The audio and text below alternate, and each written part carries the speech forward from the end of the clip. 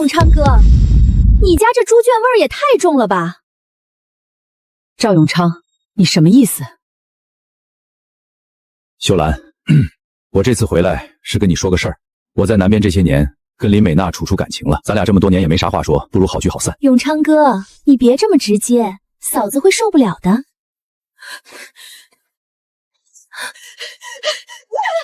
赵永昌，我陪你吃糠咽菜苦了半辈子，你男方发了财，连行李都不放，带着个女的回来就要跟我散伙。哎呦，永昌哥，我今天非打死你们这对不要脸的！嫂子怎么像个泼妇一样呀？会吓着我肚子里的儿子的。苏秀兰，你发什么疯？林美娜怀着身孕呢！我今天就是来通知你的，咱们好聚好散。你要是敢动手，老子1分钱都不给你！什么东西？快拦住！这一棍子下去，钱就飞了。这男人手里有矿股、县城门面、南方存折，还有几套他自己都没当回事的破房子，新生同步的房子，别嫌破，过几年涨到你们做梦都笑醒。拿着钱去广州买户，躺着数钱。不能打，打赢一时，家产就没了。妈，别动手！明珠，你让开！今天我非打死这对不要脸的！妈，动手咱的矿和房就没了。他手里还有门面和大额存折，你现在冲动伤人，咱们母女最后什么都落不下。咱们要的是实实在在的家业。哭，提你当年打零工给他凑路费的事儿，再提你挺着大肚子跪地替他求债主，别求他回头，只让他良心不安。秀兰，你别闹，林美娜怀着身子，我不想让她受惊。哼，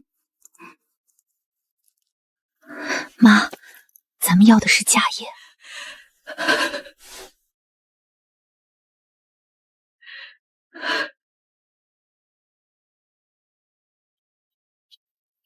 永昌，你真要跟我散？你走那年，兜里只有23块钱。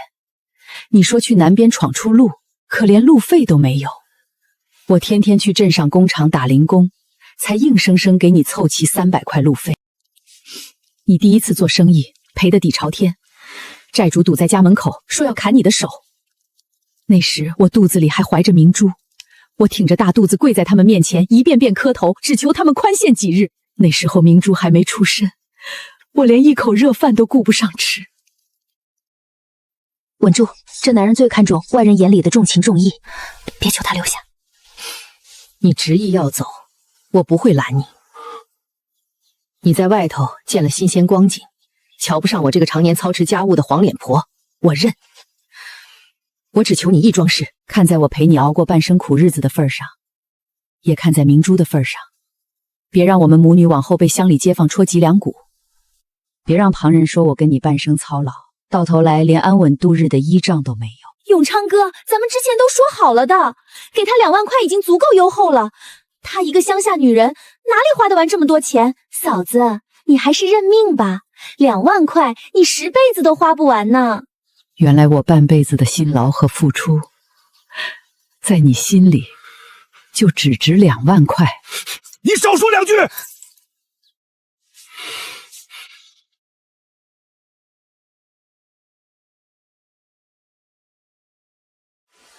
秀兰，我不是那种忘恩负义的人。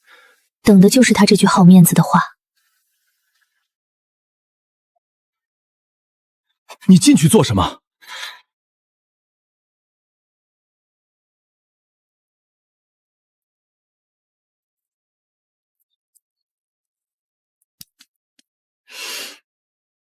嫂子，我还怀着身孕呢，总得给我1碗饭吧。家里只有粗茶淡饭，你常年在城里生活，胃口娇贵，怕是吃不惯乡下伙食。美娜，你吃我的这碗。这种破碗我才不吃。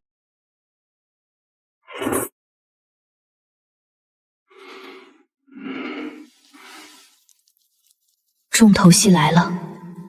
秀兰，你心里想要什么补偿，直接说。我没什么想要的。你在外打拼多年也不容易，钱财都不是凭空来的。我一个女人，守着田地，带着明珠，也能勉强糊口。做得漂亮，她越是不争不抢，男人越不好意思少给补偿。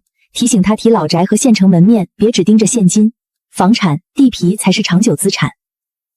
妈，县城西街那2间商铺。对了，永昌，县城西街那2间门面，当年购置时首付款用的是我娘家给我的陪嫁积蓄，那笔陪嫁本来也是我爹娘留给我傍身的钱，不如把这2间铺子划到明珠名下。她往后在外打拼，生活开销总得有个着落，也算给明珠留一份长久依靠。那绝对不行！西街马上就要拓宽主干道了，永昌哥早就说过，这片铺子以后价值要翻倍。原来你一早就知道这片门面日后值钱。行，西街2间门面全部留给明珠，还有老宅。老宅就算了吧，那是赵家的祖根，我哪里敢擅自索要。老宅也归你们母女俩，反正我以后大多待在南方，很少回来。永昌哥，那是赵家的祖宅，以后这里一旦拆迁，补偿款可不是小数目。你闭嘴！你居然凶我！我肚子里还怀着你的儿子。我不是故意凶你，你别激动，伤了胎气。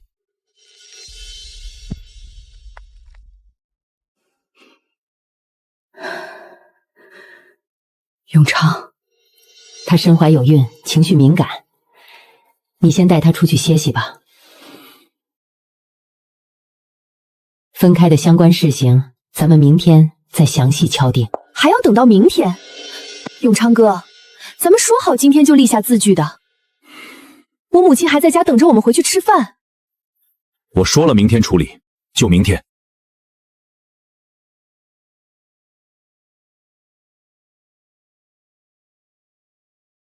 东屋还能落脚，你们要是不嫌弃乡下简陋，今晚暂且住下。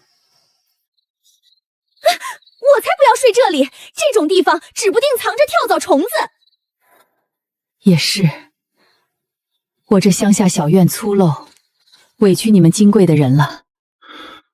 我带你去镇上招待所暂住。明天我带会计过来，把所有财产划分，白纸黑字，全部写清楚。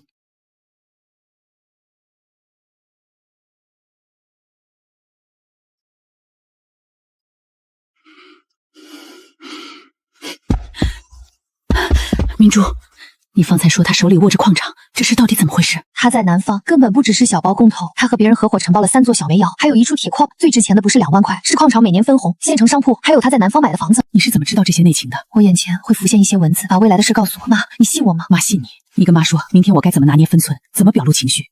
你爸以前留下的东西，我一直没舍得扔。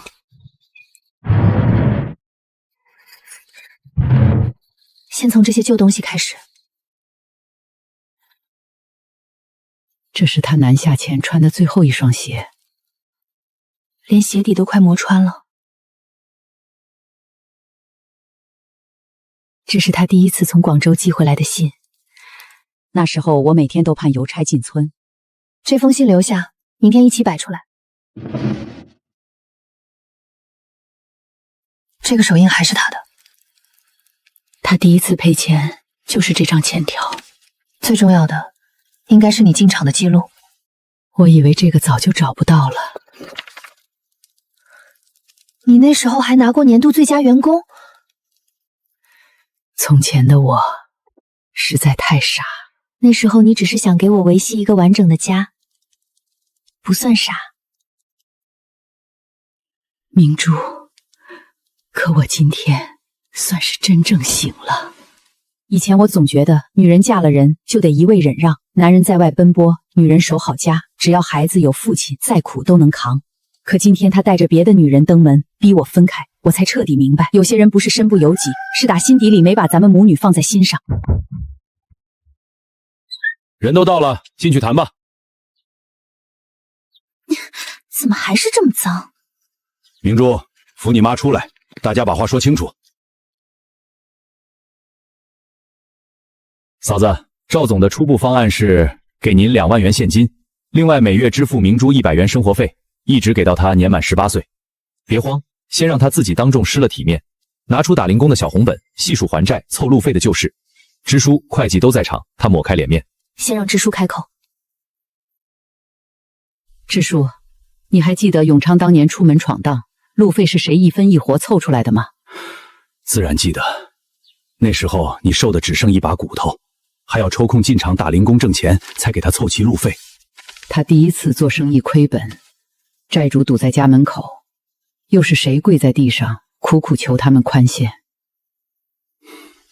也是你当年跪在院门口，膝盖都磨破了。都是陈年旧事，翻出来反复念叨有什么意义？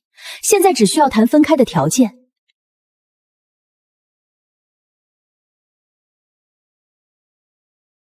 姑娘，你年纪轻，或许不懂夫妻相伴的道理。2个人一起熬过的苦，从来不是不值一提的旧账，那是实打实的情分。永昌，秀兰这些年确实受尽苦楚，你如今事业有成，万万不能落个薄情寡义的名声，别让全村人看笑话。是谁让你拟定2万补偿的方案？赵总，这不是您昨晚亲口交代的数额吗？立刻重新核算。现金10万，西街2间门面，全部划归明珠名下。老宅连同屋后3亩田地，全都留给秀兰。现金、门面和老宅还不够周全，矿场分红一定要争取到手，绝不能放过。3座煤窑和1处铁矿，每年分成难以估量，不能只拿眼前的钱。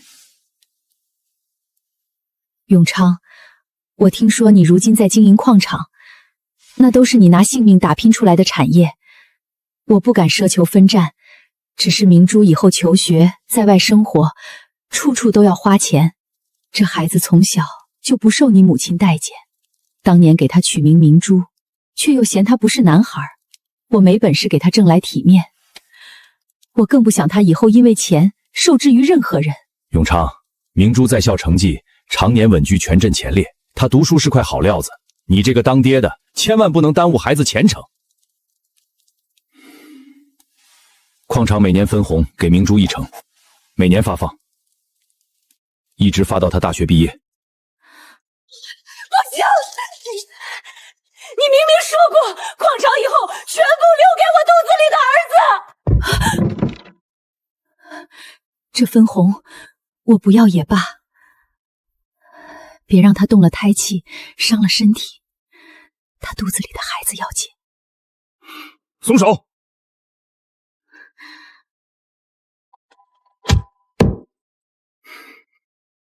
按我刚才说的，一项不少，全部写清楚。现金补偿10万元，西街2间门面归苏明珠，赵家祖宅归苏秀兰，祖宅连同屋后3亩田地一并归苏秀兰。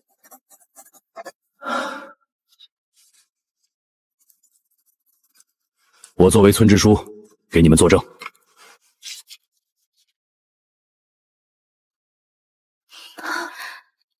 双方确认，字据生效。小丫头，别得意太早，就算白纸黑字写下来，你们母女也未必能稳稳拿到钱。阿姨，你的口红粘到牙齿上了。走了。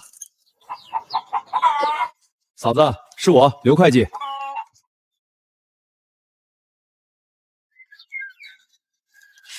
赵总让我把第一笔补偿送来。进屋说吧。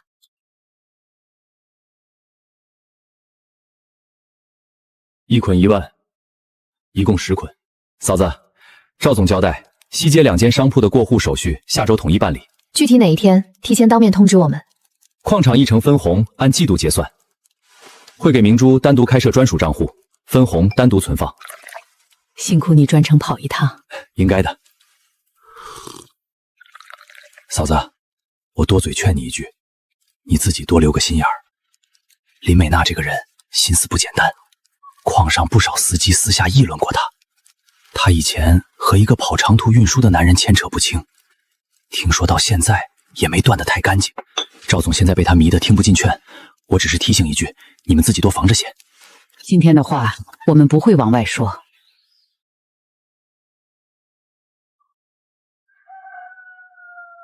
明珠，整整10万。妈活了38年，从没一次见过这么多。当年你外公盖3间瓦房，全部花销也才3000出头。妈，这些不能一直锁在柜子里，放得越久，能换到的东西只会越来越少。那这些该怎么办？买房，换成能长久留住的产业。去哪里买？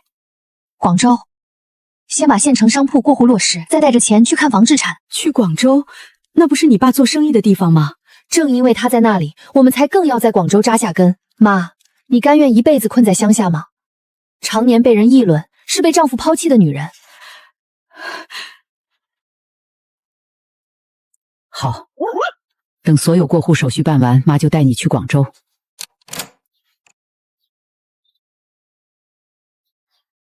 谁也别想动这笔钱。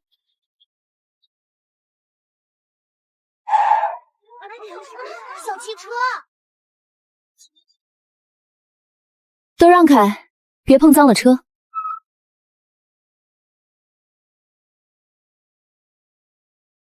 你怎么来了？嫂子，永昌哥特意让我给你送来补品。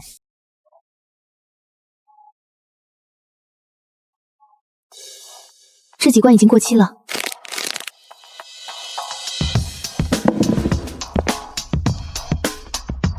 嫂子，我真心劝你一句，手里握着10万块，千万别胡乱挥霍。乡下女人没见过世面，很容易被外人哄骗吃亏。你说的有道理。永昌哥对你已经足够宽厚，10万现金，2间商铺，再加这座老宅，换成别的男人根本不可能给这么多补偿。他向来看重情分道义，不过人还是要懂得知足。矿场分红，你就不必过多惦记了。永昌哥往后还要养孩子，养儿子的花销可不是小数目。女儿终究是外人，长大嫁人就是别人家的人，儿子才是传承家业的根。阿姨，你怀孕几个月了？2个多月。原来是这样。怎么，羡慕？我只是觉得有点奇怪，才2个多月，你就一直扶着腰装体虚，是不是稍微早了一点？我同班同学的母亲怀孕4个月，还照常下地干农活。你这话是什么意思？美娜，孩子说话直，没有分寸，你别往心里去。嫂子，你也就只会装老实扮可怜。你以为拿到这些房产钱财就算赢了？永昌哥现在日日夜夜陪着我，他名下现在有的，以后挣的，最后都会落到我和孩子手里。你守着他半辈子又能怎么样？他现在最在意的人是我，到头来你还不是给我腾位置？你说完了，我送你出去，路上慢行。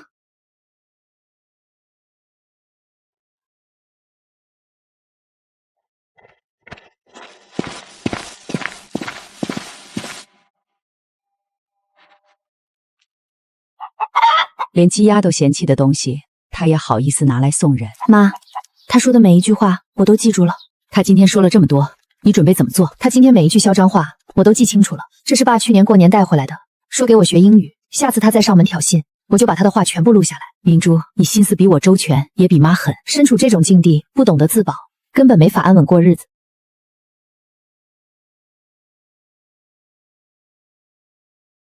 嫂子，在家呢。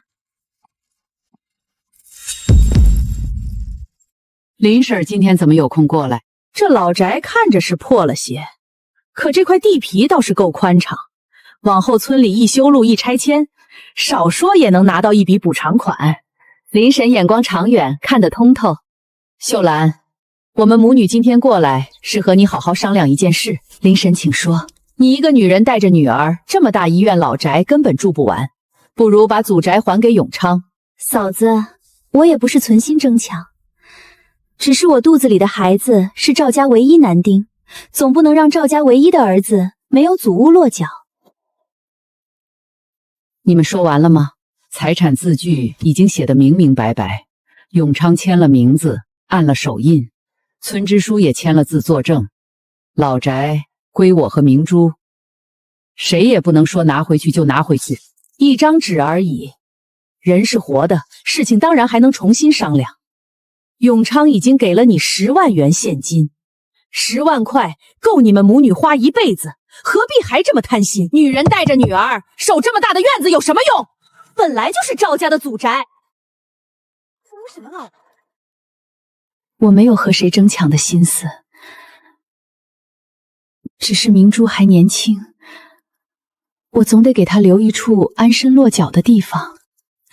一个丫头片子，给她留再多产业又有什么用？女孩子长大总要出嫁，就是这个理。她带走的房子和钱，最后还不是全归婆家？阿姨，你自己不也是女子吗？你也是从女儿长大的，为什么会觉得女儿不配有自己的家和产业？大人说话，轮得到你插嘴？一点规矩都不懂，怪不得取名叫明珠，名字倒金贵，人却没教养。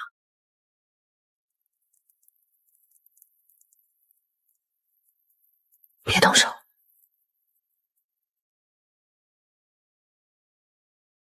林婶儿，明珠这个名字是当年婆婆定下的，她老人家嘴上说是掌上明珠，可心里一直介意她不是男孩，我一直介怀，却没有能力替孩子改什么。这么多年，我没能生下儿子，在赵家，我一直抬不起头。可明珠是我怀胎10月生下来的骨肉，我不能连她最后一处容身的地方都守不住。少在这里卖惨博同情，你要是真为女儿着想，就拿着现金主动退让。永昌现在生意越做越大，真闹到撕破脸，你们母女1分钱都拿不到。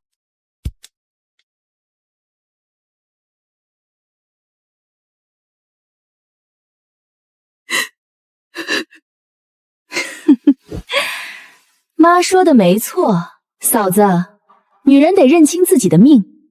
你天生就没有富贵运，就算强行占住房产，最后也守不住。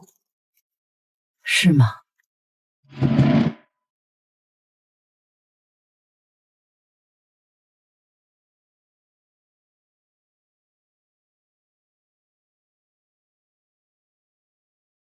你说我该认命。这本东西记录了我认命的那些年。从前，我确实一直认命。我认命进厂打零工，1分钱1分钱凑路费，送丈夫出去闯荡。我认命挺着大肚子，替他向债主求情。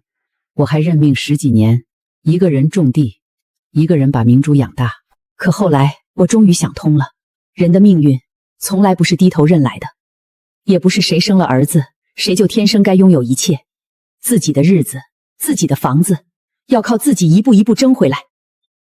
你还敢在这里吓唬我们？他没有吓唬任何人，是我让秀兰把这些凭证留好的。她一个女人带着明珠，总得有东西保护自己。永昌哥，他们一起欺负我，嫂子联合明珠，连我妈都一起羞辱。是谁允许你们上门索要老宅的？永昌，我们也是为了你肚子里的儿子考虑。我儿子根本不差这一处破旧院子，字据已经写清楚，这里就是秀兰和明珠的家。以后没有我的允许，不准再来这里，更不准再打扰秀兰和明珠的生活。永昌哥，你居然为了他凶我！你怀着孩子就安心休养，家里的财产怎么分，跟你没关系。西街2间商铺的钥匙你先拿着，明天上午房管所把完整过户手续办了。永昌，谢谢你还念着我们的情分，从索要祖宅到威胁断掉财产，他的话全录下来了。只是当时的我还不知道半个月，一个更关键更致命的把柄会自己送到我们手上。钥匙、字据和材料都带齐了。妈，今天你越朴素，他越难心安。走吧。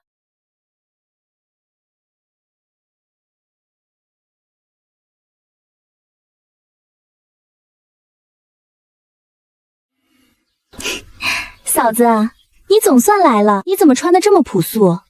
不知道的人还以为永昌哥亏待了你。我平时在家操持家务，早就习惯这样穿了。先进去办手续。这里怎么这么热？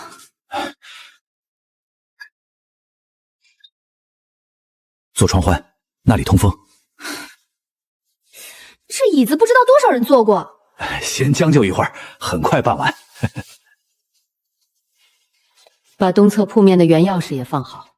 永昌哥，我腰有点酸，是不是站太久了？要不要去外面透气？我陪你把手续办完，免得别人说我不懂事。苏秀兰、赵永昌，材料核验好了。先核对西街2间商铺。苏秀兰，是你本人吧？是我。西街这2间商铺登记在你和苏明珠2个人名下。没错，就按字据上写的办。再加1间商铺。再加1间。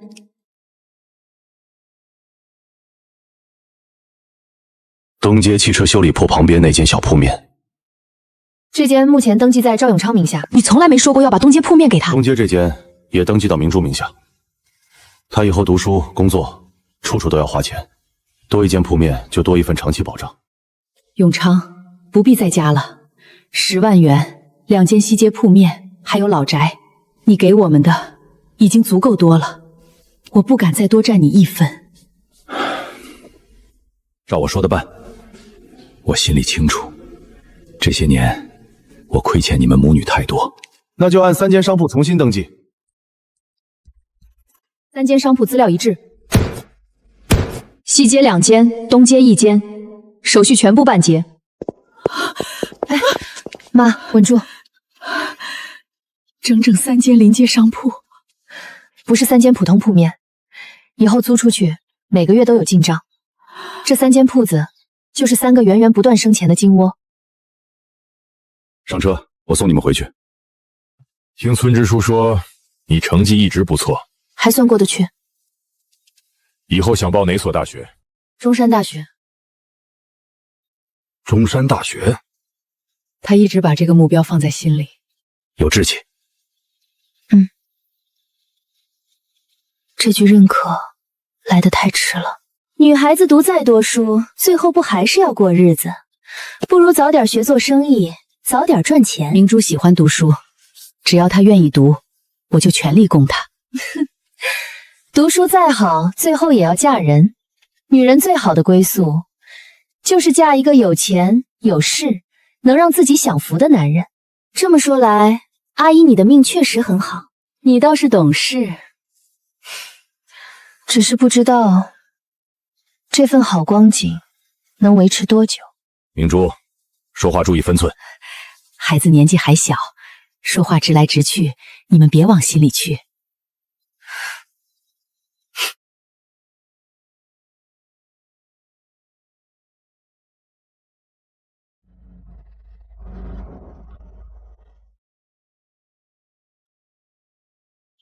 我本来不想管赵总的私事儿，可矿上一个司机昨晚喝多了，他说林美娜半夜去了汽车站后面的小旅馆，偷偷和就祥好见面。那个男人是谁？王彪，常年跑长途货运，个子高，左眉有道疤。林美娜早年和他交往过整整3年，听说一直没彻底断。核心关键人物现身，紧盯王彪，深压线索。假怀孕，蓄意骗财，后续还有大戏。假怀孕？明珠，她肚子里的孩子会不会根本不是永昌的？现在不能下结论，先暗中收集证据，去找舅舅。他在县城照相馆，人脉广，消息也灵。姐，你们怎么来了？我们需要确认他昨晚到底和谁见面。你们母女胆子也太大了，真敢暗中调查赵永昌身边的人。他3番5次上门欺负我和明珠，难道还要我笑脸相迎？等他把房子和钱都抢走？行，这事儿包在我身上，我找人盯住旅馆和王彪，证据给你们拍清楚。拍到了。前天清早，2个人一起从旅馆出来，连爸送他的皮包都让王彪替他拿。赵永昌天天盼着的儿子，看来从头到尾都可能是一场骗局。照片只能证明他们关系亲密，孩子和怀孕的事还要继续查。先别惊动他们，继续盯住王彪，查清怀孕、钱和他们之间所有往来。咱们就等着看赵永昌知道真相时怎么面对自己心心念念的儿子。现在还不能拿出来。矿场第1季度分红还没足额到账，现在撕破脸，他一旦克扣分红，咱们反而吃亏。先让钱稳稳落袋，再和他算总账。嫂子，我又来看你了，这是南方大商场买的高档货。这么好的衣服，你留着自己穿吧。他不是来送衣服，是来提醒我妈，她现在过得比我们好。永昌哥前几天带我去城里最好的酒楼，他说我怀着孩子不能亏待了我。你们吃得高兴就好。嫂子，你看看，这张婴儿床花了1800块。永昌哥说他的儿子必须用最好的东西。男人年轻时不懂得体恤妻子，年纪大了才知怎么疼心爱的女人和自己的子嗣。是啊，他如今总算懂得体恤旁人了。等分红到手，再彻底清算。他每多炫耀一句，真相败露时就多一分难堪。嫂子，第1季度分红结清了。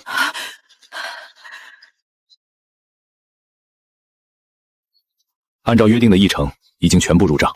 36800，这一笔抵得上咱们种10年地的收入。明天去银行开独立账户，10万元现金也带走，随后直接去广州买房。我想开一个账户，把这笔分红存进去。账户登记在你本人名下，签字按手印，姓名和金额都对。账户已经独立登记，凭存折和本人印鉴提取。这一路我一步都不能离开他。到了广州，照这个地址找老梁，他认识我，会带你们看靠谱房子。秀兰，出远门啊？去南边走几天亲戚，很快回来。包放上面，重要东西都在身上。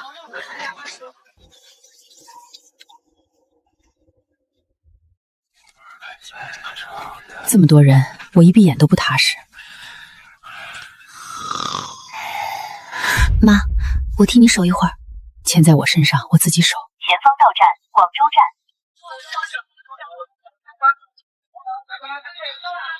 这里的人比赶集还多。先找舅舅介绍的中介，别跟陌生人走。老苏在信里都说清楚了，我姓梁，先带你们去天河看2处房。现在看着偏，往后这边要修路建楼。这里还没县城西街热闹。这一带现在刚起步，所以还能买得到。地方还这么偏，房价却这么高。先把房子看完，再算值不值。面积不大，2房1厅。房子小，倒是挺亮堂。这套先记下来，重点比较。又吵，铺子也不算大。吵说明有人流。这里比安静的小巷更适合做生意，每天都有固定人流，铺子不愁没人看见。附近工地和单位多，小2居以后好出租。 2处都买，咱们的钱够吗？他们2处一起定，价格和手续费都该再让一些。住宅和商铺的收据分开开，地址也必须分别写清楚。老苏介绍的人，我已经替你们把能压的都压下来。10万元现金，数量一致。剩余约定款项从这本存折里支取。明珠，咱们几乎把全部钱都放进去了，万一房子减值，咱们亏得一分不剩怎么办？妈，相信我，这里以后只会越来越值钱。地址、铺面编号都对，手续齐全，后续登记我继续帮你们跑。住宅和铺面的钥匙都交给你们。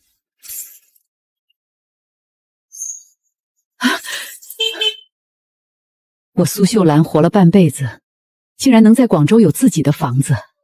这只是第一套，以后还会有第2套、第3套。门牌和合同一致，6把钥匙都在，没有少。房子买下了，咱们回家。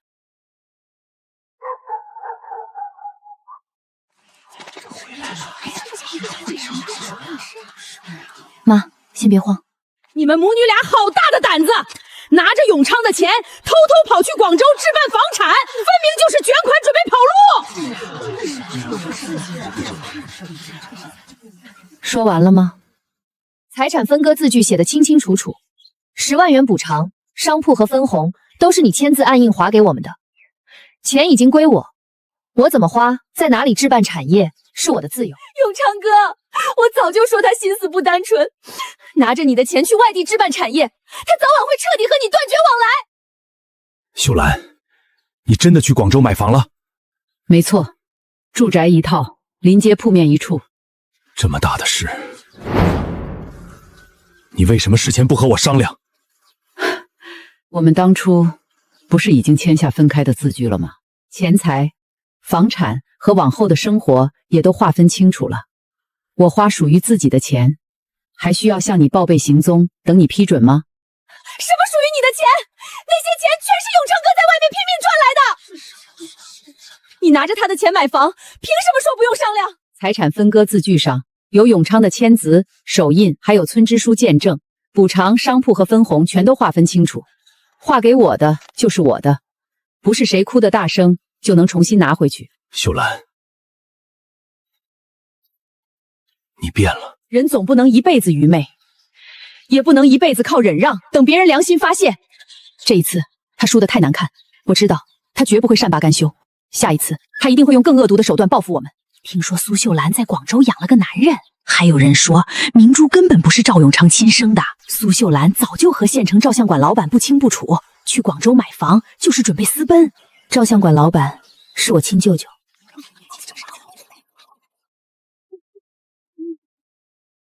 买一袋盐。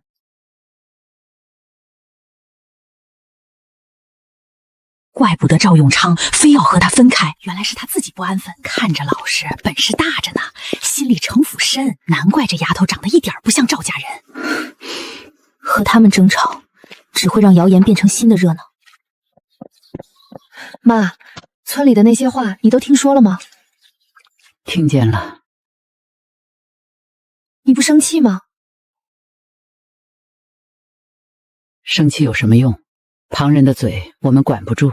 可也不能任他们随便污蔑。当然不能，原本还想再忍一段时间。既然他先往我们身上泼脏水，那就别怪我当众揭开他的真面目。怎么做？先去村委会报备。支书，我申请村委会公开调解。是财产又起增支，还是村里的谣言？两件事已经混在一起。有人说我养男人，说明珠不是永昌的孩子。我们有录音和照片，要求所有当事人到场说清楚。明天下午2点，我主持调解。全体村民请注意，今天下午2点，村委会调解赵永昌家庭财产纠纷，相关当事人必须到场，无关人员请勿围观。2点以前就去。嫂子，咱们自家人的事，你何必闹得人尽皆知？我知道你心里怨我，可你也不能到处说我的坏话。这几天，村里有人说我拿补偿款去广州养男人，还有人说明珠不是永昌亲生的。谁说的？谁就把证据拿出来，当着全村人的面说清楚。还有人说我和县城照相馆老板暧昧，准备私奔。县城照相馆老板是我亲弟弟，是明珠的亲舅舅。原来是他亲弟弟。谁看见我和亲弟弟私奔了？谁有证据？嫂子，那些话我从来没对外说过。村里人爱说闲话，怎么能都算到我头上？好，那就先听听你们自己说过什么。先把录音完整放完，谁也别打断。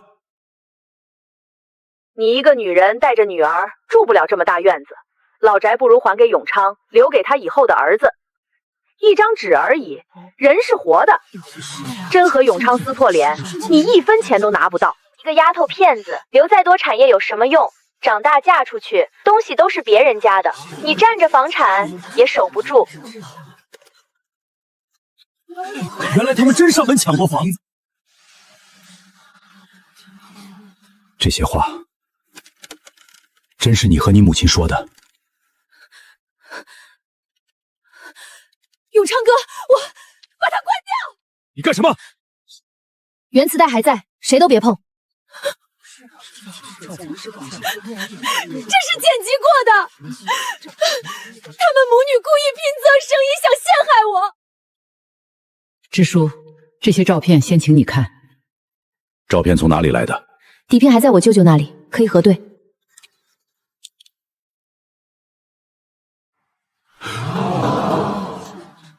看完往后传，谁也不准撕。真是在旅馆门口。我们也是听别人说的。这个人我认识。谁？是谁？这不是跑长途货运的王彪吗？王彪是谁？听说以前和他处过对象，他和王彪都这样了。那他肚子里的孩子到底是谁的？照片是假的，全是伪造的！不许看，给我！支书说了不准撕。再抢证据就请你出去。永昌，你自己看。林美娜，照片里的男人是不是王彪？永昌哥，你听我解释。今天当着所有人的面，给我解释清楚。王彪一直纠缠我，他说要来找你闹，要毁掉我的生活。我害怕他真的找上门，只能私下和他谈清楚。照片里的动作都是他强迫我的。永昌哥，我怀着你的孩子。他还想相信他。我什么时候逼过你？哪一次见面不是你主动找我？你怎么会来？既然要当面说清楚，照片里的人也该到场。照片拍到了你，今天你把和林美娜的关系说清楚，装的还挺像。你和他到底什么关系？你说我逼你，他拿着赵老板的钱，帮我补了货车的首付款。买车？什么买车？他给了你多少钱？具体数目你回去查他的账。钱是他亲手送到我车队的。买车只是开始。你说等肚子里的孩子顺利生下来，赵老板名下的矿、房子和钱迟早都是你的。等你拿到钱，就和我远走高飞。你满口胡言！我从没答应过他任何事。你敢不敢现在就去县医院重新做一次正规孕检？先查他肚子里到底有没有孩子，孕周到底对不对？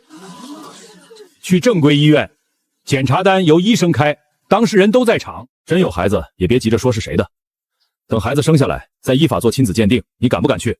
林美娜，现在就去医院。他没有答应，也没有继续否认。这一刻，所有人都看明白了，他真正害怕的从来不是被污蔑，而是检查。我不去，他这就是想害我的孩子。这么多人逼一个孕妇去医院，出了事谁负责？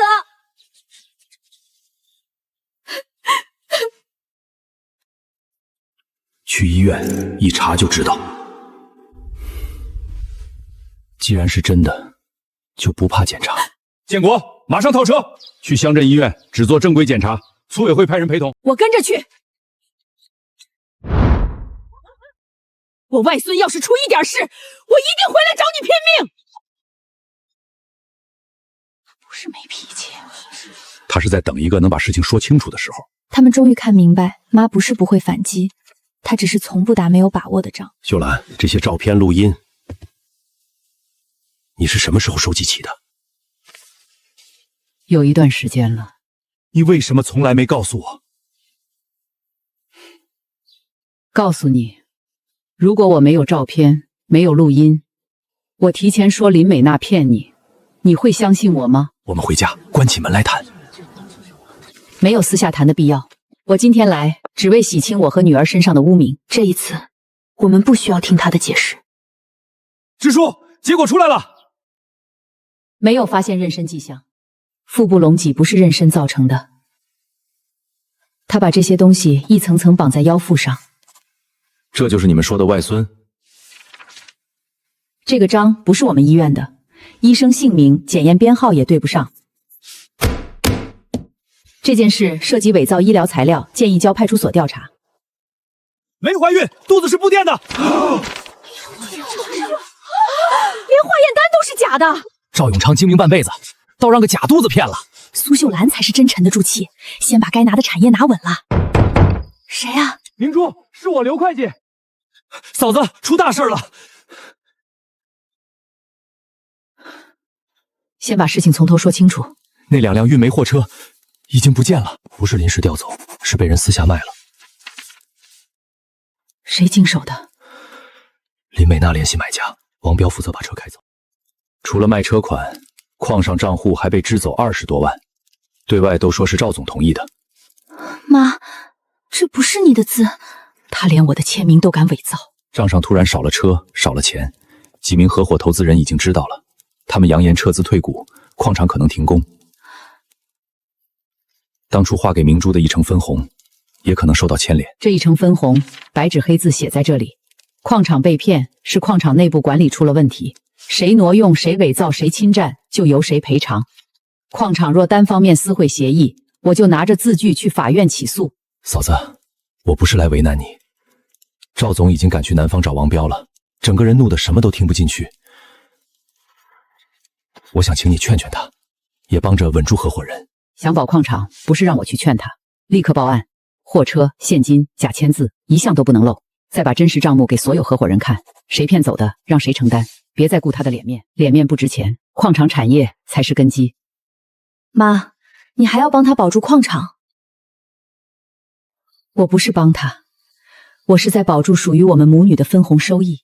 涉及伪造检查材料、矿场车辆和资金问题，请跟我们回去说明情况。去往上方向的车马上开了啊！王彪，停下！你们认错人了，是不是认错？回去核对车辆编号就知道。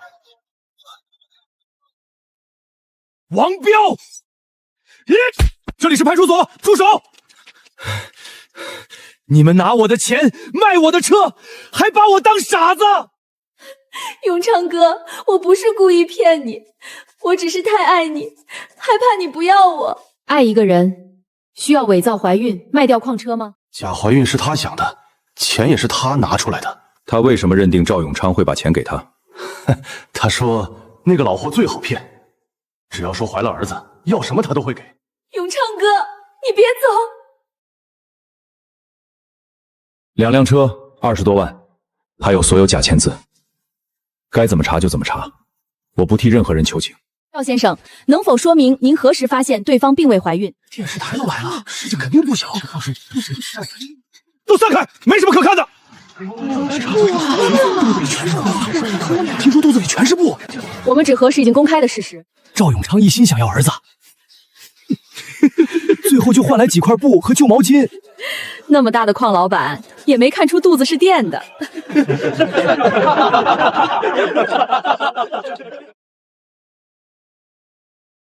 苏秀兰没有先哭闹，也没乱动手，先拿稳房子和分红，再把录音照片摆出来，最后骗子进了派出所，他的产业一件没少。他才是真正聪明的人。他们越说越夸张，任由他们议论，传得越广，越没人敢再说我们母女骗了赵永昌的钱。3间铺子，一间不少，广州的房子和铺面也在，只要字据和证据在，谁也别想轻易拿走。妈，从前他们说你坏话，你那么难受。从前他们只知道我是被丈夫抛弃的可怜女人，如今所有人都知道我不是靠别人可怜才活下来。最开始妈以为能保护我们的只有这根木杠，后来她才明白，真正有用的反击不一定要握在手里，字据、证据、法律还有经过事实证明的舆论都能成保护自己的武器。真正的利刃从来不只是一根棍子。明珠，睡吧，明天还要继续把矿场的账查清楚。苏姐，这是这季度租金。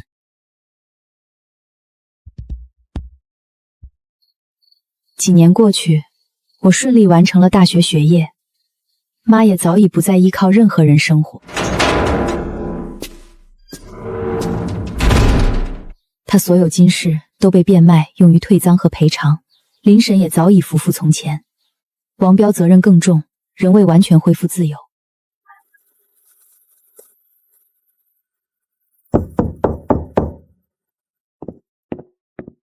谁？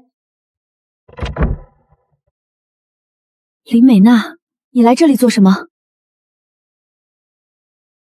我想见你母亲。妈，林美娜来了。她说什么？想见你。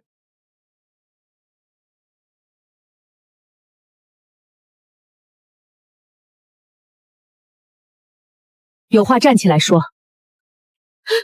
我知道错了，求你在永昌哥面前说几句好话，让他撤销起诉。你已经承担的刑事惩罚，不是我说撤就能撤。还有剩下的赔偿，永昌哥还在让法院追。那是你赵永昌和法院之间的事，该去公安机关和法官面前说的话，不必跪在我家院子里说。是王彪蛊惑我，是他说只要抓住赵永昌，我就能过上好日子。我从没想过伤害你们，我只是太穷，一时鬼迷心窍。贫穷不是你害人的理由。王彪有错，可假怀孕、上门争产、散播谣言，每一步都有你自己的选择。你说自己贫穷，可你把过期麦乳鸡和受潮饼干带到我家，不是送不起好东西，是你故意拿连鸡都不吃的东西来羞辱我。你说女儿长大就是别人家的人，你说她不配继承房子，不配拿分红，那时你自己也是女人。贫穷没有逼你贬低我的女儿，是你自己选择踩着别人抬高自己。你上门索要祖宅，威胁我们不退礼就1分钱也拿不到。你散播我婚内不重，说明珠不是赵永成亲生。你假装怀孕，伪造化验单，还冒用我的签名，这些事我一件都没有忘。嫂子，那段时间我真的……不要再叫我嫂子。我和赵hon长早已分开，字据也早就生效。你自始至终没能踏进赵家门，这个称呼只让我觉得脏。明珠，你已经是大学毕业生，读过那么多书，你心地善良，未来前程又好，你不该这么狠心，帮我求求你母亲。我顺利完成大学学业，和你依法承担处罚，继续赔偿损失，这2件事并不冲突。善良也不是替伤害过我们的人逃避后果。求你了，我真的什么都没有了。别碰我母亲。当初你穿着红毛衣，戴满金饰，走进我家耀武扬威的时候，你百般羞辱我们母女时，有没有想过自己也会有今天？人做任何事都要承担对应的后果。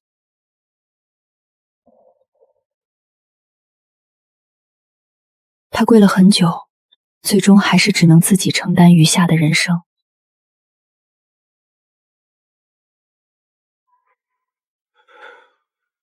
秀兰，你有什么事儿？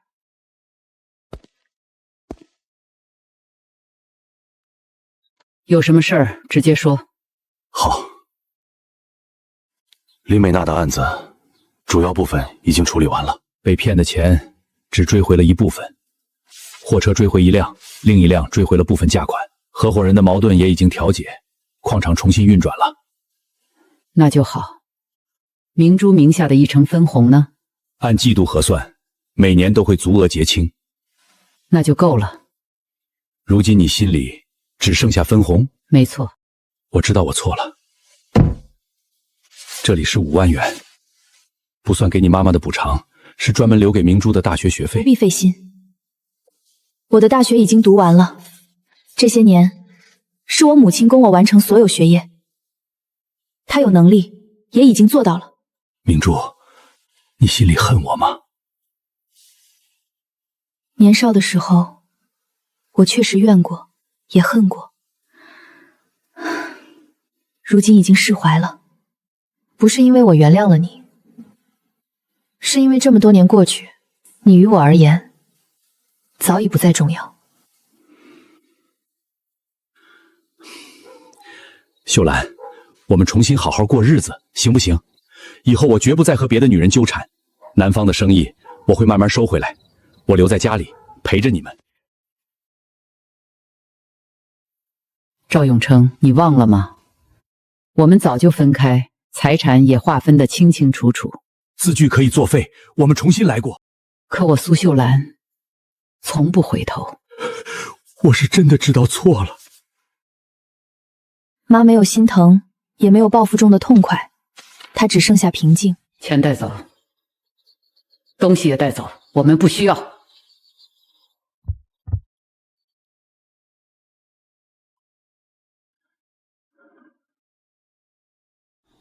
秀兰，当年你究竟有没有真心爱过我？